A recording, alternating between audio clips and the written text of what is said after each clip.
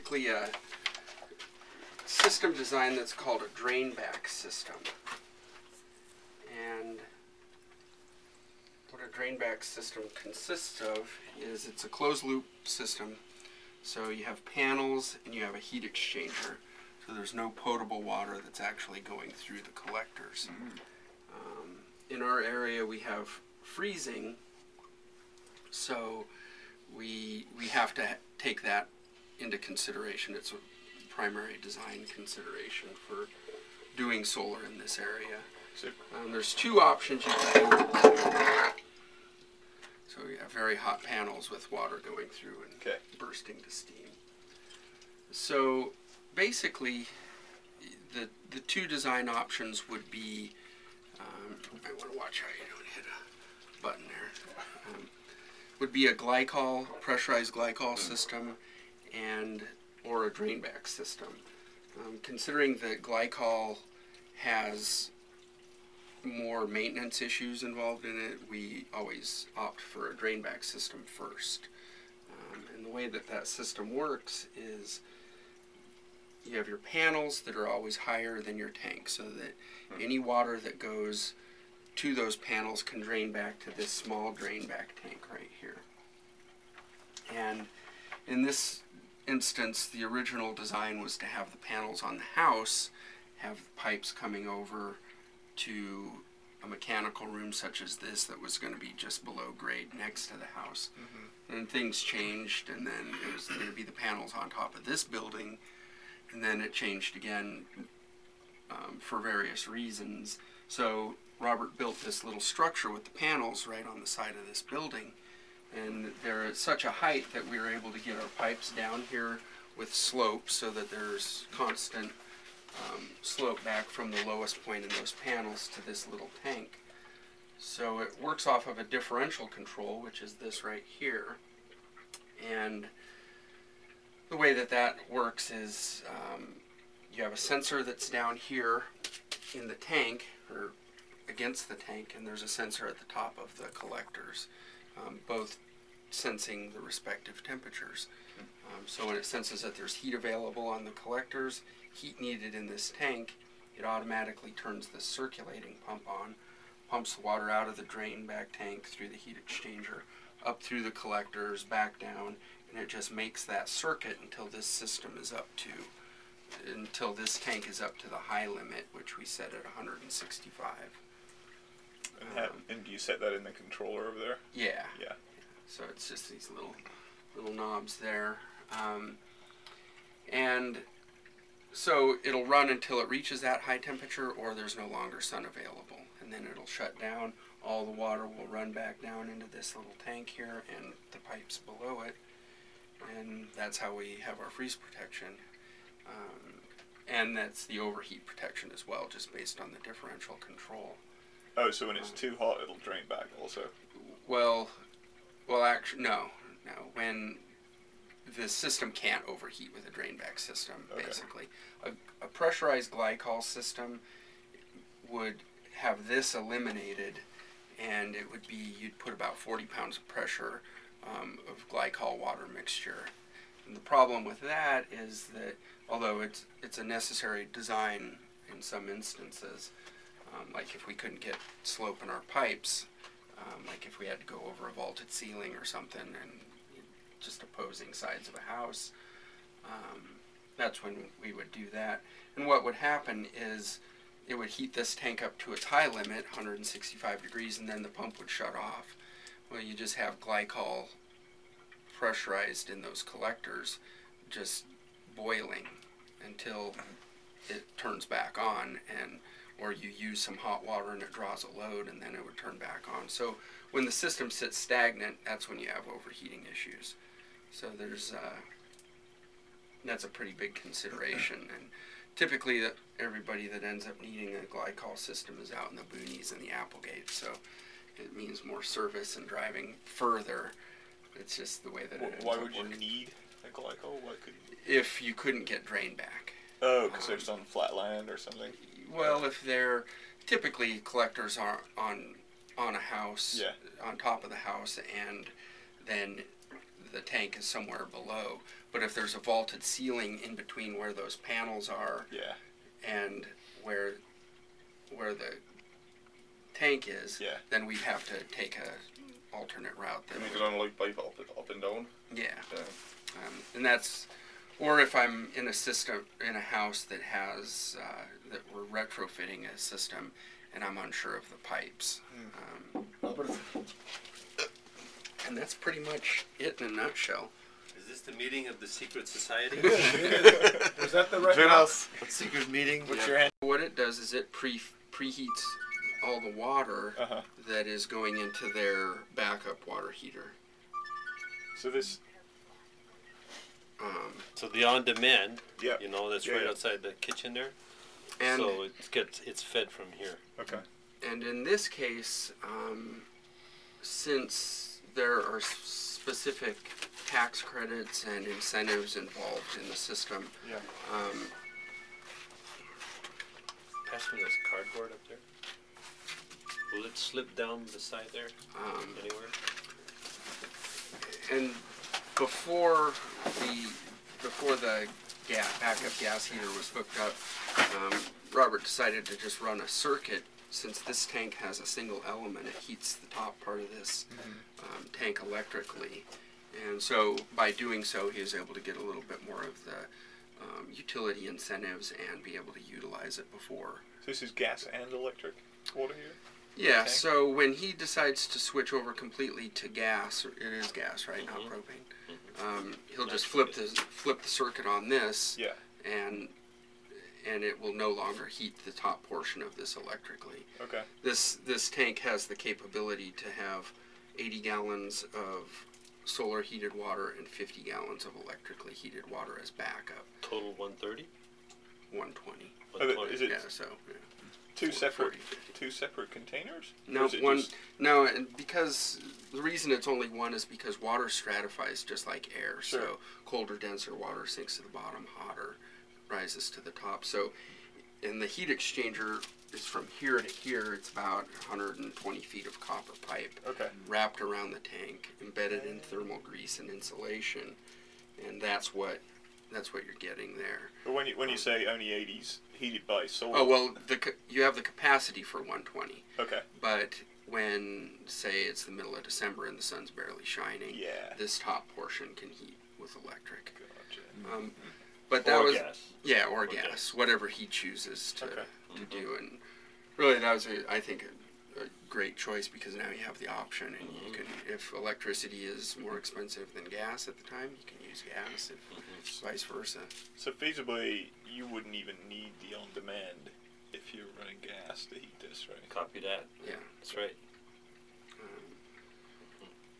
Now, is there a gas burner within this thing? No, just a single electric element. Yeah. But when you would say using gas only, that's in conjunction with the Nordics. Yeah, that's your. Okay. I got you. Yeah. Sorry. It's not a dual fuel. That's what I was trying to determine. No, it's not. No. They do make those tanks, but they're tremendously expensive. What is the cost of a tank like this? It's got the electric element. The tank itself's probably close to $2,500. Okay. With all the elements and attachments and everything. Yeah, basically it's a heat exchanger tank with an electric element. Gotcha. Backup. And the whole system? The cost of the whole system? I think before incentives it was probably between $8,000 and $8,500. That's what I recall. I wanted I thought it was 8,000 and change, something like that. And then after the incentives, which are healthy here, I want to say we were at 45 or probably 35. 3,500. So we've got 50% credits. And what percentage is material and what percentage is kind of labor? I'm gonna say maybe 2/3 materials. Okay. Unfortunately, with solar water heating, nothing ever gets cheaper because everything's based on raw materials and labor. So you have copper heat exchangers. They're now making some with stainless steel that are a little bit cheaper, but they don't have a track record that the copper heat exchangers do. So all this complexity over here, this is all due to the radiant in the floor. radiant in the floor, right? So the complexity of this is just that little piece. It's pretty simple. Yeah. The drain back system, eh? Yeah. We did it's about as simple as it. In compound in Santa Fe, we didn't do a drain back. We used a heat exchange system, and there was a wall that looks like that, about 3 or 4 times as many pipes, and it felt like I went in a submarine when I went into the mechanical. And it was just for the solar. It was a little intimidating, frankly. It was just for the solar part of it. Mm-hmm. Wow. Yeah. Was it? But that interfaced with the heat, the radiant heat too. Yeah, that gets pretty convoluted at that point. It got. And with the system there, we dropped about 30 grand into that, and we figured our payback was about 30, 40 years. Yeah. I mean, it was way out there. Yeah. Maybe even longer. But we just felt we needed to try it out. Is it kind of a lot less expensive to keep your solar thermal hot water separate from your radiant heating? Yeah. You know, because when you try and integrate those, that it gets really complex. Right? Yeah, and you have to have special controls that can sense how much hot water you have, so that you're not robbing your hot water supply to heat your floors. Gotcha. And that's a pretty common thing that when plumbers do it, they kind of leave those controls out, and then people are stuck with it. And one thing to keep in mind, the mixing valve over there, now that you're heating with solar, you're going to have a lot hotter water coming out of this tank. So just if you need to temper it down, the mixing valve's over there. Can you point that to me? Yeah, I'm not sure. I haven't seen it for a while, but I'm guessing it's right back here. Yeah. Oh, yeah. And the tricky thing is it looks like... Oh, right here, right? Yeah. It looks like AJ plumbed it with a pipe right in front of it. So there's a set screw, just a Phillips tip screw right in the face of it. You just loosen it up and you pull it out and you can adjust it. But you'll just need a stubby screwdriver to get to that. Or right angle. Yeah. And then if you're not going to have children in here, which you're not, you can just leave it like that. This screw's just for a safety feature for kids coming in and cranking up the hot water. Copy that. 140. Okay. So it'll never go hotter than that into your house. Yeah. And gas heaters don't typically like to have real high incoming temperatures, so typically what you would do is you would mix this down to maybe a little bit. You'd mix this to the temperature that you actually want it at. Okay. And you'd set your set point on your gas heater a little bit lower. I think it's 130. Yeah. Does that sound right for the domestic? Yeah, most people like it between 120 and 125, but so you can dial it in whatever you want. The gas heater knows to only apply heat when the water is a certain temperature. Exactly. So it's not always on just from the flow, right? Yeah. So on-demand systems require a special unit, one that can receive higher incoming water temperatures, whereas some do not. Yeah. But in this case, I'm sure it did. Yeah, it could receive it. Yeah. What brand is that one? Norritz. What's the highest temperature you'd get in the little tank coming off the panel? These can get up to like 250. It gets pretty hot, and we just have water in here, so it's not gonna. The worst that can happen in a water system is the water-based system is that it freezes, but we ensured that it won't. But water transfers heat the best, more than glycol. It never breaks down, never needs changing. So it can take those higher, I mean, I would expect boiling, at that temperature, but it doesn't because it's a self-pressurized system. Well, it's an unpressurized system. Unpressurized system. Yeah. With a relief valve set at 150 psi, and I think that temperature. Well, this is just a pressure-only gauge because we actually want high temperatures. So this is set if it gets over 150 psi, which it never will. This is just for the powers that be, because this will never leak water, because number one, the water's not this high, and it's never going to reach that pressure unless you actually added pressure to it. What kind of pressure is the tank rated at? Just well, this tank here. Yeah. This is just a regular water heater, so it's probably rated at, well, it comes with 150 psi. Okay, but you'd have to get up in like the 400-degree range to get to that kind of pressure. Probably. You know. And yeah, I don't know. I've never actually tested that theory. I'm just wondering, you know, on like a 100-degree day, if it's going to over-pressurize the system. No. Our primary reason for using this system is we're hoping for longevity. Mm-hmm. So many things in our current society are based on being obsolete just because of not only for more revenue for manufacturers, but also in competition. People are making things cheaper and cheaper. Yeah. So they're competing with each other to make the cheapest piece of crap you can find. Yeah. So what we do is everything we do is to go against that theory. So Gotcha. Hopefully, you know, there's only a few components that will break down, and that's this pump will go someday. Yeah. This tank will go someday.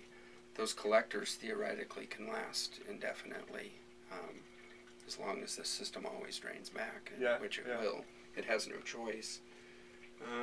This little tank here is just we just use a 12-gallon water heater, and so that's just a standard water tank. Yeah. So. Yeah, we could just use a regular vessel, but these are, for the price, these are our best option, and they're insulated. Do you take the element out?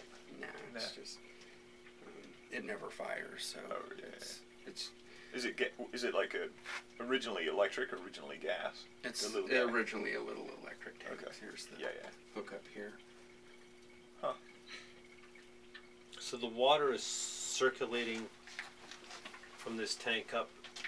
Yeah, so the collector. So pumping out through the heat exchanger. This is your supply. So here's your flow meter. Tells you what your rate of flow is. What is it right now? Right now it's 3 gallons per minute. Yeah, which is perfect. Can you see the temperature of it coming into the main tank now? This is the temperature gauge telling what the solar loop is at. So right now that water is at 110. Nice. And we had just fired that up a few minutes ago. Awesome. By the end of the day, well, this tank's already come up almost 10 degrees also since we've gotten in here. What's the tank temperature there? Well, this was set at, this was 120 when we got here, and so it's almost 130. And the electric was firing. Yeah. Yeah. Okay. So, yeah. So is the mechanic room big enough for you to work in? Is a practical question.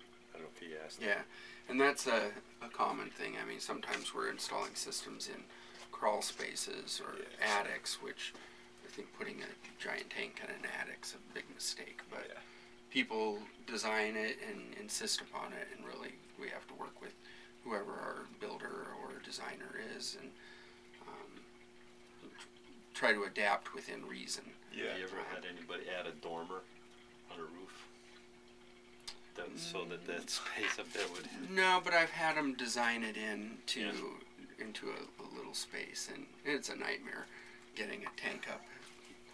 What's your recommended size of room to put this in, if you can have your... Well, really, typically the most amount of space that I would need would be about this much space from floor to ceiling in an 8-foot, if it were an 8-foot ceiling, because this typically goes up above. Oh, right, okay.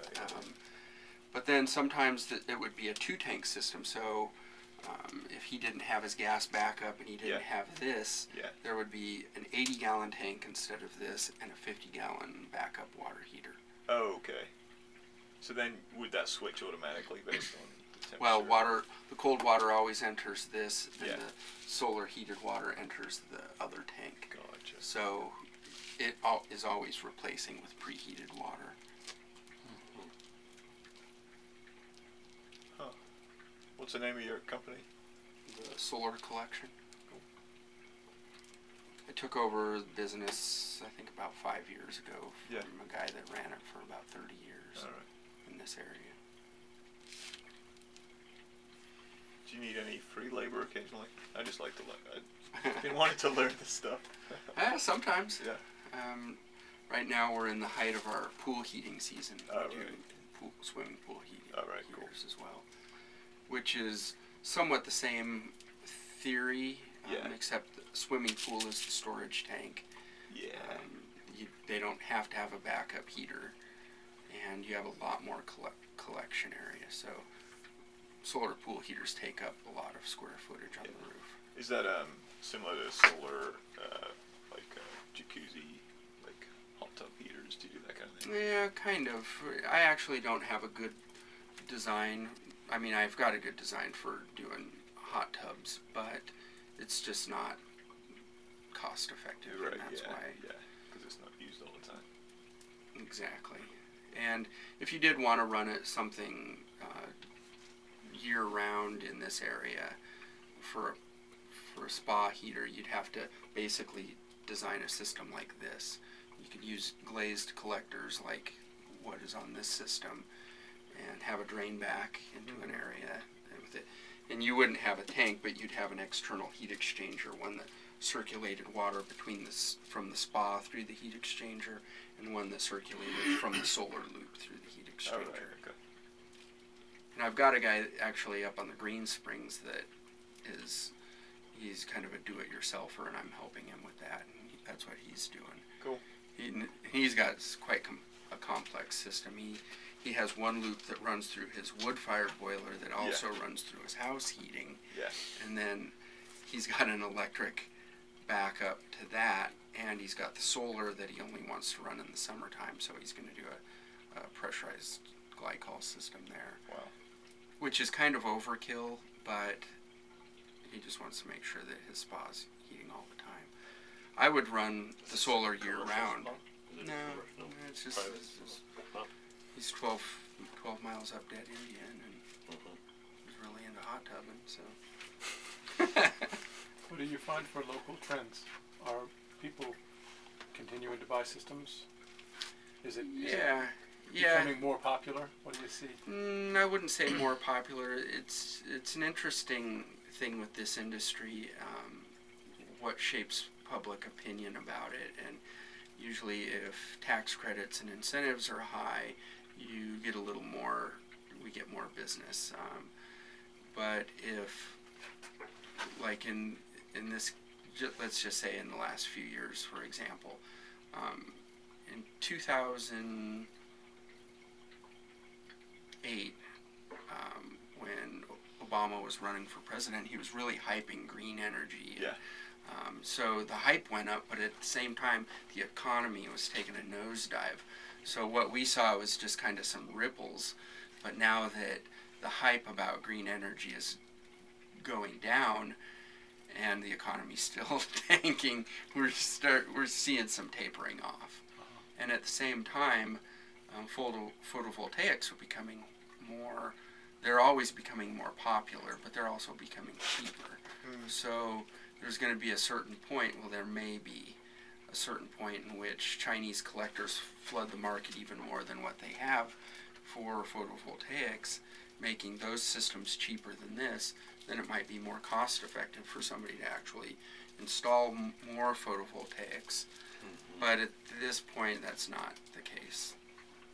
And one of the primary things that'll probably take a while to catch on is the upfront cost for a system like this, which produces about 2,800 kilowatt hours annually.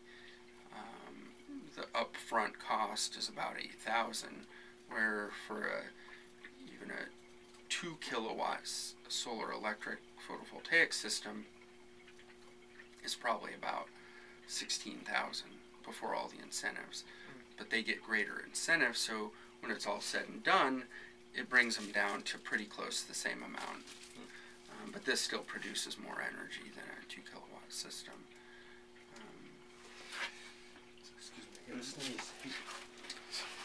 You guys want to come out and take a